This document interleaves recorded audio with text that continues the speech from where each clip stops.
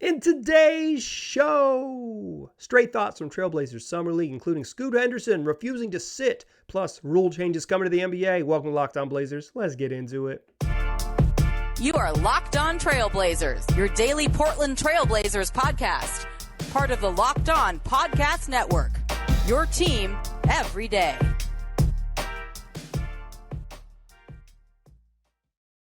What up, world? It's your past first point guard and Trailblazers reporter, Mike Richmond. You are listening to another episode of Locked On Blazers, part of the Locked On Podcast Network, available wherever you get podcasts and also on YouTube. Thanks for making this show your first listen, coming at you every single weekday, Monday through Friday. So make it a part of your daily routine. Make it your first listen. Tell your friends to do the same. It's Locked On Blazers, your team every day. Today's show, we got a fun one with a bunch to get through. I want to talk about stray thoughts from Summer League. Yesterday's episode was 30 full minutes on the Blazers Summer League, and yet I still need to empty the notebook. I got a couple stray thoughts from Trailblazers Summer League. I want to talk about the new rule changes coming to the NBA next season, including the in-season tournament, which I think is going to rock. I am excited for it. And finally, we'll close the show with a little mailbag question from a listener who asked about the pre-draft scouting of Damian Lillard and Scoot Henderson. That's what we'll do to close the show. But first, let's just get into it with stray thoughts from Summer League. Blazers 2-1 at Summer League. They improved to 2-1 with a win over the Charlotte Hornets on Tuesday evening. Shaedon Sharpe led the way with the big fourth quarter. They got a nice game from Chris Murray, and they're still in the hunt to win the championship. And we know that's all that really matters at Summer League. It's trophies. And I guess rings. They got rings last year. Rings and trophies. But I want to share some thoughts from Summer League, starting with Scoot Henderson. He didn't play, but he caught my eye because my man refused to sit down. The Blazers had him a seat on the end of the bench, like literally the very last seat on the bench, and Scoot Henderson chose not to sit on that thing the entire game. He stood up the entire game. He was super engaged. He was super yelling, and you say, Mike, I don't care. Okay. This is why maybe it's a stray thought, but I think it's not like really important. I don't mean to like speak. I don't mean to add more to it than this. This is more of an observation. Scoot Henderson loves this stuff and wants to play, and I don't think he's going to play again in Summer League because the Blazers are going to hold him out for cautionary reasons, which is like totally reasonable, considering they want him to be part of the plan for a long time. And there's, he looked really good in his 21 minutes and blah, blah, blah, whatever. He'll play games when they're meaningful again, or preseason games, and get him into camp. Like, you just want to get him there. If you think he's going to be really good, you don't necessarily need to see any more of him in Summer League to like make sure that he's really good. Plenty of seasoning coming for Scoot Henderson. Plenty of opportunity ahead for him. But what I like about this is just like, when you have a young player, particularly a young star, and Scoot is going to be a star in the league. I don't know how quickly he's going to be a star in the league, but I am very confident that Scoot Henderson will make multiple All-Star teams in his career, provided good health. And let me just knock on wood for you real quick. I think he's that type of. I think he's that type of prospect, and I also believe that. I did a show on this earlier this month, was like players in the last 4 or 5 drafts who've been lead guards drafted in the top 5 have made All-Star games on their rookie contract. Basically, every player who's made it to year 3 since the 2018 draft has made at least one All-Star game. Every point guard drafted in the top 5 since the 2018 draft who has played at least 3 seasons in the league has made at least one All-Star game. It's the Darius Garland rule. Players drafted in this position excel. I think Scoot is going to excel. But guys with that type of, expectations heaped on them by some dummy in his basement, much less the whole franchise like the Portland Trailblazers, they are not always the type of teammates that will stand up and be super engaged, particularly when they're not playing, and they probably feel like they're able to play. It can be hard to be like, okay, I'm going to really be involved. Not that like you expect him to sit on the bench and sulk, but like standing and yelling the whole time is a different thing. For instance, like I think Shaedon Sharpe has a little bit of that Nikola Jokic, like, does this dude like basketball type of vibe, where it's like, if he is awesome and doing the thing where it's not clear if he likes basketball, then it is like, oh, how interesting is this character? And then if like they struggle and they have that same sort of kind of not running super hot type of demeanor, it's like, oh no, does he love basketball?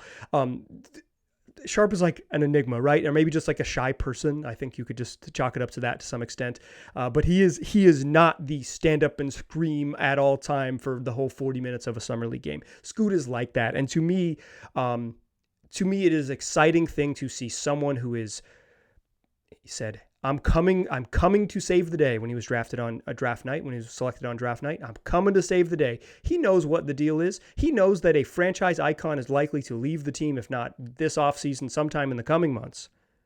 And he is going to be past the mantle of like, okay, you got to carry on in the post Damian Lillard era. And to see him in a game when he's not playing, be that engaged with his teammates in a meaningless summer league game, it's great. You love to see it. Love to see it. It's fun. It's fun. It makes it easier to root for folks like Scoot when they are like that. Scoot has he has real charisma about him. I think he's going to be easy to root for, and I think he's going to be really good. And a charismatic point guard who's really good as a rookie. When have we seen this before in a Trailblazers uniform? Also, they wear some version of 0 on their chest. Who could it be?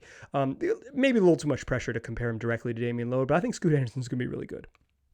Another basketball thing from Summer League. This did not hasn't made the show, but is in my notes. Blazers running a lot of little zone press where they show like a 1-2-2 zone press, and then they fall back into their zone, either a 2-3 or something that looks like a similar 1-2-2, kind of depending on where the ball is. I think there's some different rules about what the shape of the zone takes depending on responsibilities, but it's like a 1-2-2 full court zone press that drops into a zone. They played a ton of zone last year. They showed a little bit of zone press last year, but if you're doing it in Summer League, it means you are trying to implement it during the regular season. You wouldn't show a zone press in July and work on it with your young guys if you were going to totally abandon it. There was a year when the Blazers tried to change their defense in the preseason, then literally abandoned it by game 1 of the regular season, but they got a new coach now. I don't think they're going to do that again, but I think I have long been a proponent that teams could situationally press more in the league than they do. And if the Blazers are athletic, and I think they're going to play lineups that are more athletic than they have in the past, I like the idea of the zone press. It can get picked apart pretty quickly. If you do beat a zone in the NBA, it's just a lot of dudes who can make you pay quickly by taking a wide open 3-pointer. So it has real risks, but I like the idea of it as a change of pace. And if we're seeing it if seeing it in Summer League, we're definitely going to see it in the regular season. So keep an eye on that for the future. Is more of that 1-2-2 full court trapping. Sometimes they fully trap in the zone. Sometimes they kind of just show it and then drop back. But it's a zone 1-2-2 press, full court, or more than 3/4 court, pick up inside the foul line. So whatever you want to call that. Okay, another two more real quick ones, and then this is my last of my stray thoughts from Summer League until the Blazers play tomorrow, and then I'll have some more thoughts. Ryan Rupert, they're calling him Roops. Everyone referred to him as Roops. They were yelling that. I heard that through the broadcast. I haven't been in the gym. I haven't been to Vegas. I've been here in Portland. But they're calling him Roops. That's a good nickname. And it made me think of what you got, like some of the fun part of getting to know new players on a team, and the Blazers are going to have a whole bunch of new players on the team, is getting to know nicknames, what their teammates call them. It's kind of the like, even if a team struggles, this sort of the joy of being a fan of a team is like getting to know the players, right? Like, and they call him Roops. I think it's like his last name is Rupert. It's not exactly a super creative name, but like getting to know guys is like sort of the fun part of being a fan, right? Rooting for laundry. It's the fun part of it. And I was thinking about like, what is Chris Murray's nickname? And then I saw a video on social media where Chris Murray said he didn't have a nickname. And it reminded me of an old joke from the Oracle, John of Blazers Twitter, the boy JR, who said that Ed Davis's nickname was Ed Davis. So he was Ed Davis was his nickname. And I really do think Chris Murray has a real Chris Murray has his nickname vibes. His nickname might be Chris Murray. He might be someone you call by his full name. He has his like demeanor and style of game, sort of workmanlike, understated. Like he seems like engaging, but not like this like super bubbly, effervescent type of guy. He has a real my nickname is Chris Murray type of vibe to him. Just that's why it's the last note in the notebook, because that one is stupid. Okay. I want to talk about new stuff coming to the NBA this season, this coming season, including the in-season tournament, which I think is going to be a whole bunch of fun. That's what we will do in the second segment. Before we get there, I want to tell you, though, that this episode is brought to you by BetterHelp. There are a lot of ways to get therapy. BetterHelp is one of the most convenient and one of the most affordable. If you are experiencing an acute trauma, therapy can be really valuable to helping you navigate a singular acute experience that is hard to get past. But therapy can also just help you get better in your day-to-day. Think of it like routine maintenance for your vehicle. How you keep your car running better is routine maintenance to keep it on the road. How do you keep yourself running better is routine maintenance to keep you on the path to be your best self. So if you were thinking about therapy, give BetterHelp a try. It's entirely online, designed to be convenient, flexible, and suited to your schedule. Just fill out a brief questionnaire to get matched with a licensed therapist. Switch therapists anytime for no additional charge. Let therapy be your map with BetterHelp. Visit BetterHelp.com/LockedOnNBA today to get 10% off your first month. That's BetterHelp, HELP.com/LockedOnNBA. All right. Whole bunch of new stuff coming to the NBA this season. Let's get with the short little stuff, and then we'll talk about the big thing that's coming to the league this year. Little things, as first reported by Shams Charania of The Athletic, but I'm sure something that will be made public soon enough. 2 new rule changes. 1, an in-game penalty for flops. That will be a technical free throw. I hate this rule. Flopping is bad. It's like there are some players that are particularly egregious at it, but the way to make the NBA game better is not more stoppages and more free throws. I don't have a solution to this, but I feel very strongly that a rule that stops the game, blow a whistle, stop the game, take a free throw, is worse for the sport. It's worse. I do not like this one. I think I said I hate it. I hate it. I think that's true. The other one, totally a good rule. The second coaching challenge if the first one is correct. This has a similar problem. That you challenge one early in the game that you know is going to be, you're going to win. Timeout, stoppage, go to the monitor, you win it. Okay, get the ball back. Keep your challenge, and then you have a second challenge later in the game to use.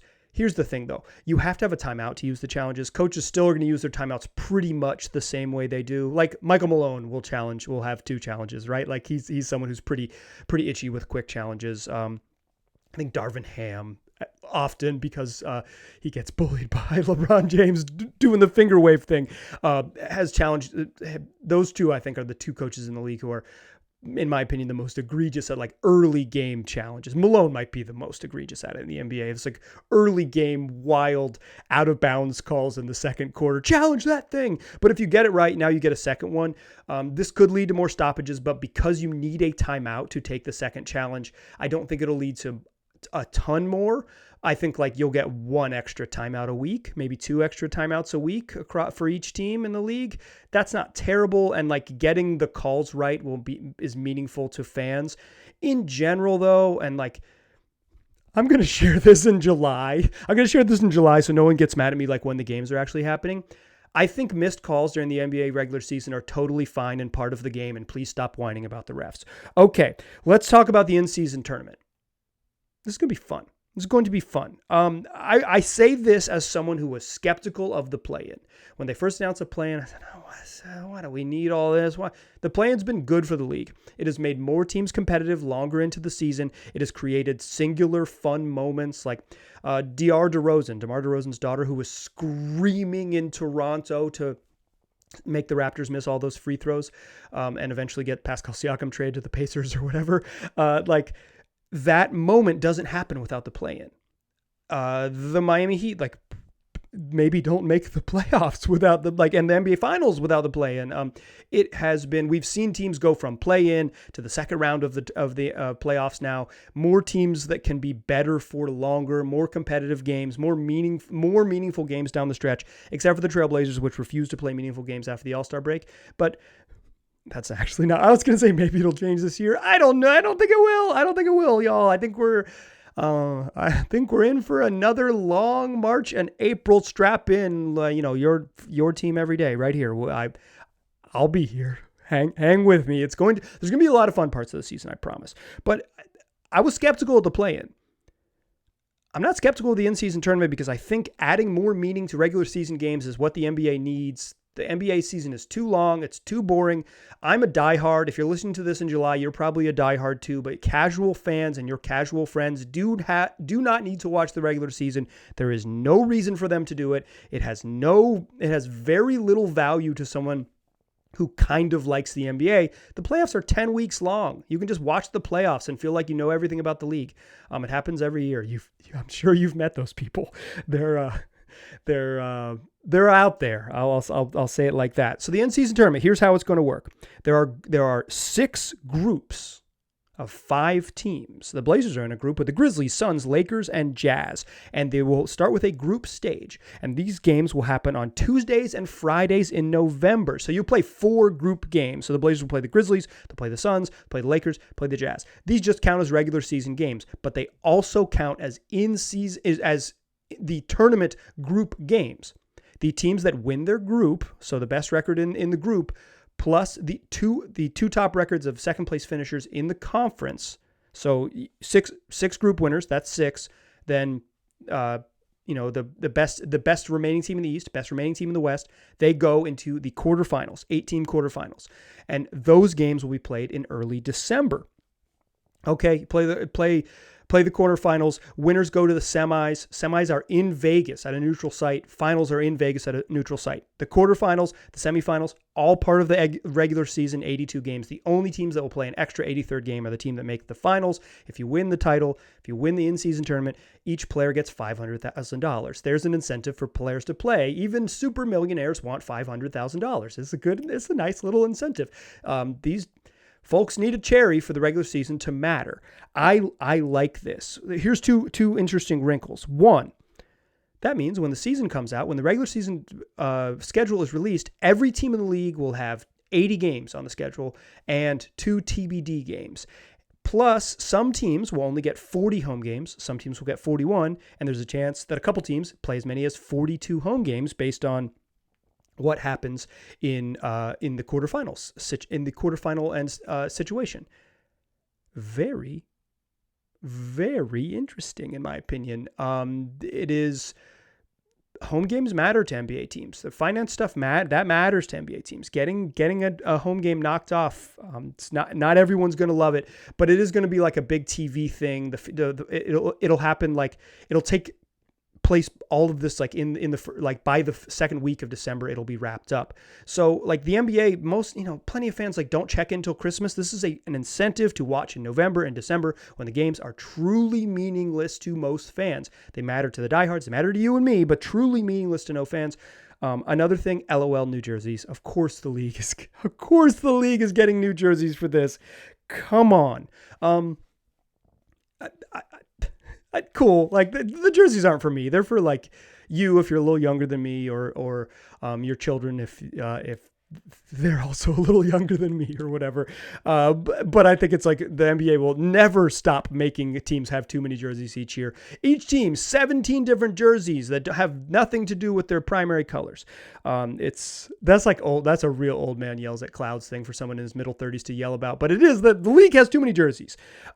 This is good. This is I like the in-season tournament because, okay, maybe your friend who likes basketball but doesn't watch it very much has heard about this in-season tournament. And when do the tournament games start? Tuesdays and Fridays in November. So you're telling me this Blazers Jazz game has implications that could get us a little mini trophy and could be help us win a game that's meaningful, and otherwise it would just be a Tuesday night Blazers Jazz game? Yeah. Okay, I'm more interested in watching. You mean Grizzlies Suns randomly on a Friday night, which is already going to be a good game, now has an added extra layer to it? Great. Give it to me. That's I think it's really good for the league. I think it is just so much better than what we currently have, which is a bunch of meaningless games in November and December. It's going to be fun. I'm legitimately, unironically in favor of this idea. I'm usually a crotchety old whiner. I don't know if I'm old. I'm definitely a crotchety whiner. So I think this is going to be, I think it hurts nothing because you don't actually play extra regular season games. The gimmick is just this game means something else. And then you play some neutral site games, potentially in Vegas. As Tom Ziller of pointed out of Good Morning It's Basketball, his Substack. The neutral site games are a little weird because you're going to find out like on December 15th that on December 17th, the Blazers are going to the semifinals in Vegas. So your rich friends will go. Like, if you have anyone that goes by Courtside with their first name, Courtside will be there. But not all of us are going to fly to Vegas on 48 hours notice to go see a regular season, the in-season tournament. But those of you who do will enjoy it. I think that'll be a little bit weird. I think neutral site games are in general a little bit weird. But single elimination tournaments, the quarterfinals and semifinal style basketball in the middle of December rocks. Keep it up. Let's see more of it. If you don't make the quarterfinals, your TBD 2 extra games, you'll just play against other teams that are not in the quarterfinals. So you won't know who you're going to play, but then it'll be determined after the quarterfinals are set in the in-season tournament. Okay, close the show. We got a listener question from listener CJ who asked about the pre-draft scouting of Scoot versus Dame. Let's talk about that to close the show. First, how about I tell you about the shorts I'm wearing? They're Bird Dogs. They're comfortable. I'm rocking the khaki look right now. I'm not going to stand up if you're watching on YouTube because I gotta continue talking to the microphone, so I gotta stay seated for now. But I like them because they're versatile. Like they look like khaki shorts, but they're still super comfortable. They're not the sort of stiff cotton. They're not super boxy. They look good. They feel good. They got cloud knit fabric that makes you feel like you are wearing athletic shorts without wearing athletic shorts. Plus, they got anti-stink, sweat-wicking fabric that keeps you cool and dry all day long. So go get yourself a pair of these shorts. Go to birddogs.com/LockedOnNBA and get a free Yeti-style tumbler with your order. That's birddogs.com/LockedOnNBA to get a free Yeti-style tumbler with your purchase. You won't want to take these off. I promise you. Still a pass first point guard.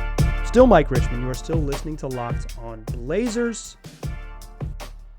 Let's dive into the mailbag world. This question was sent in by CJ. Now, this is not a mailbag episode, but if you have a question, particularly a thoughtful question, send me an email, lockedonblazerspod@gmail.com. That is the best place to get a hold of me these days, lockedonblazerspod@gmail.com.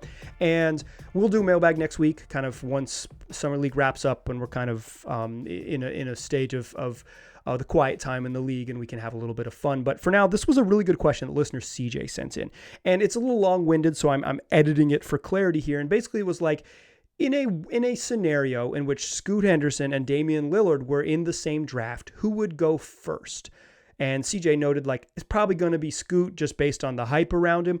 But, like, it would be interesting to look back on what the scouting around Dame was back in 2012 versus what it is now for Scoot heading into his rookie season.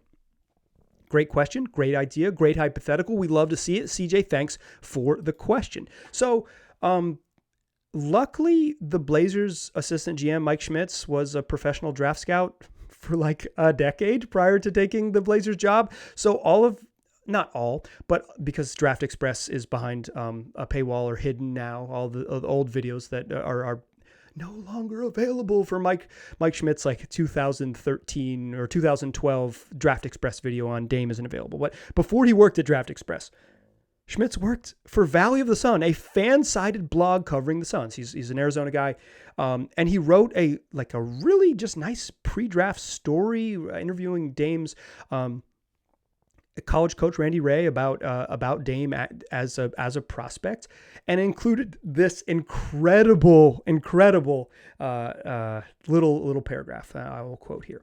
Lillard thrives in transition, 27.3% of his offense. He's great out of pick and roll, 1.04 points per possession. He can shoot from distance, 40.9% from three, and he's a freak athlete, 6'8" wingspan with a 39.5-inch vertical. Who does that sound like? Except for the shooting. Thrives in transition, great in pick and roll, freak athlete. David Thorpe of ESPN, after Lillard's week in Vegas, like in the middle of his week in Vegas, compared Damian Lillard to Derrick Rose. Said he reminds him of Derrick Rose. Scoot Henderson gets the young Derrick Rose comps even now.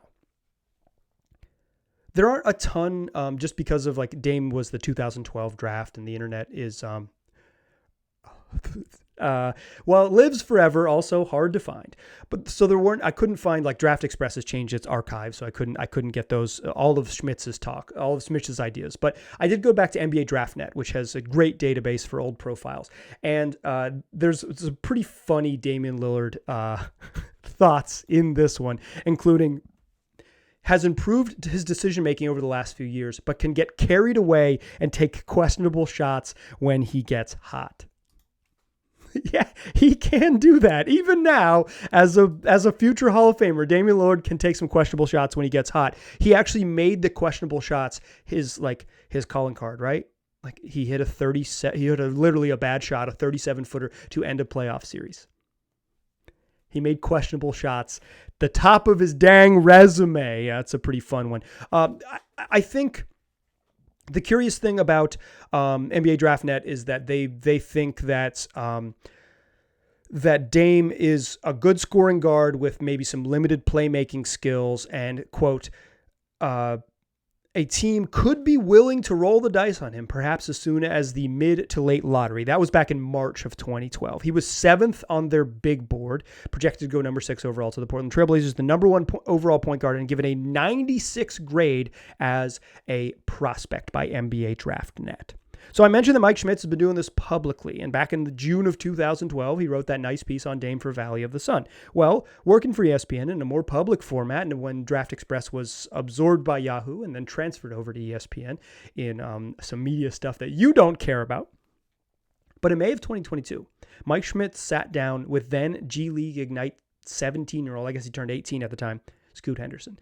And it's on YouTube. I will link it in the video description, or episode description rather, of this episode. It's a video, like it's about 22 minutes, and it's just Schmitz, literally the Blazers' current assistant GM, watching film with the Blazers' number 3 overall pick and future point guard, Scoot Henderson. Worth perusing. I think it gives you a sense of kind of how Schmitz approaches scouting and what Scoot knows he's good at, knows he needs to work on, and all of those things. They talk about defense a little bit. They talk about decision making. They talk about playing with pace. And then they watch clips of a young Derrick Rose and talk about rejecting the screen the way Scoot Henderson, that's like when someone sets a screen, you pretend like you're going to go past it. Instead, you reject it. You go away from the screen. So kind of like bait your man into leaning into the screen, go the other way. Derrick Rose, one of the great screen rejectors. And they watch some clips of Derrick Rose rejecting screens, say, hey, you've got a little bit of that in your game. A freak athlete, dominates in pick and roll, reminds scouts of a young Derrick Rose. They sound similar. The difference seems to be, to me, is that Dame was a shooter and known as a shooter, and the worry was more about the level of competition. Could it translate from the Big Sky, where he was really good at Weber State, to the NBA? And with Scoot, it's shooting, and because he played professionally in the G League, one of the best leagues in the world outside the league, probably, as my man Kevin Dana said, probably one of the 5 best non-NBA leagues in the world. Like, it's a legitimately very competitive league. Played in that for 2 years. There's not a lot of question about, like, what's he going to do at the next level? It's like, yeah, he's capable of translating. The question for him is shooting. Like, can he shoot? Can he shoot enough to get there at the next level? There's some questions a little bit about maybe taking some bad shots early in the offense, dribbling the ball a little bit too much, and just sort of whether he can be an impactful defender all of the time, or if he's going to be like a sometimes is locked in on defense, sometimes isn't. But in general, the idea of what Scoot is and what Dame is, despite them not being like super similar players when you think about them, very similar scouting language around them. Scoot was the number 2 on NBA DraftNet's big board. He was the number 1 point guard in the class, and he was an overall 97 prospect grade, so 1 point higher than Dame. It's interesting. I think in general, Damian Lillard was considered the best player in his draft class with no chance to go top 5, or get best point guard in his draft class with no chance to go in top 5. You know, he's like, oh, he won't be around at 10, but he's not going to, no one's going to take him before the Kings at 5. Excuse me. I said not top 5. No chance to go up above 5. He wasn't going to go in those top 4 picks. It was like maybe the Kings take him at 5, but if not, 6 is where everyone mocked him to. At the time, it's where like, shoot, I remember reading Joe Freeman's mock draft in the Oregonian back in 2012 when I was a high school sports reporter, and Joe had the Blazers taking a young point guard from Weber State, Damian Lillard. Like, he was pretty much clearly pegged to go right where he went. He was considered the best player in his draft class. Scoot was better than that, right? Scoot was like, he's going to go number 2 or should go number 2, or he might not go number 2, but he's good enough to go number 2. In a lot of drafts, he would go number 1 overall. Like, I think generally speaking, he was considered a better prospect than Dame, but also like Anthony Davis was in Dame's draft class. So it's like he wasn't going to, in the way Victor Wembanyama wasn't going to let Scoot go 1. AD was not going to let Dame go 1. It wasn't going to work that way. A couple other teams, maybe hard to say, maybe made some mistakes in that 2012 draft in the top 5. Hard to say. Shout out to Thomas Robinson, but I think in general, this is an interesting question from CJ. The answer to your question is the sort of guess that you had, that Scoot would probably be above Dame in this sort of fantasy land where they're both in the same draft class. But I will say this, I didn't think that the language around them would be so similar. I didn't think Dame was this like score first freak athlete is coming out of college. And that's what several services, including Mike Schmitz, called him. Pretty interesting. Thanks for the question, CJ. If you have one, lockedonblazerspod@gmail.com. Blazers play a basketball game tomorrow. That is Thursday evening. So that means Friday's show will be all about their 4th and final G League game and finding out if the Blazers are heading to the semifinals with a chance to defend their crown, or if they're just heading into their final game of Summer League. They got to win. If they win Thursday night, they'll have a chance. They got to get to 3-1. And then it's point differential. And so there's going to be a lot that happens between now and the time you hear this to kind of decide, or now and Friday's show to decide what happens. But we will talk all about it. That's what we do 5 days a week, Monday through Friday. Come listen to the show. Tell your friends about it. I appreciate you listening. I'll talk to you soon.